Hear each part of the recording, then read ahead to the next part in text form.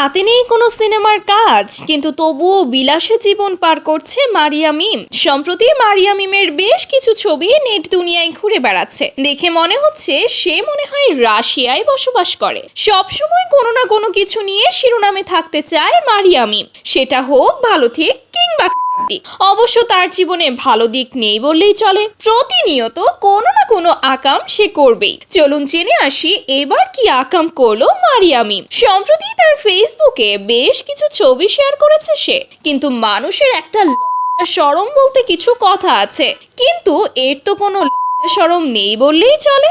এমন ড্রেস পরেছে যা লজ্জায় পড়ে যাওয়ার মতো। সে পরে একটা ফিট টপ, আসলে টপ বলেও ভুল হবে। সে মূলত এমন ভাবে দেখিয়েছে মনে হচ্ছে সে তার বেডরুমে আছে। সে তো নিজেই বলেছে সে নাকি তার শরীর দেখাতে পছন্দ করে।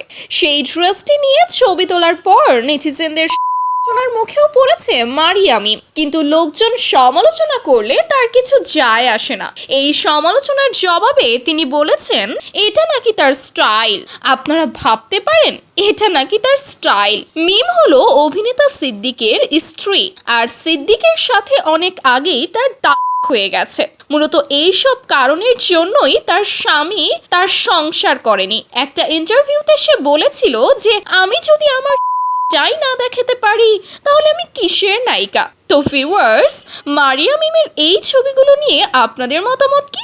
এভাবে প্রকাশ্যে করাটা কি তার ঠিক হয়েছে নাকি ভুল হয়েছে?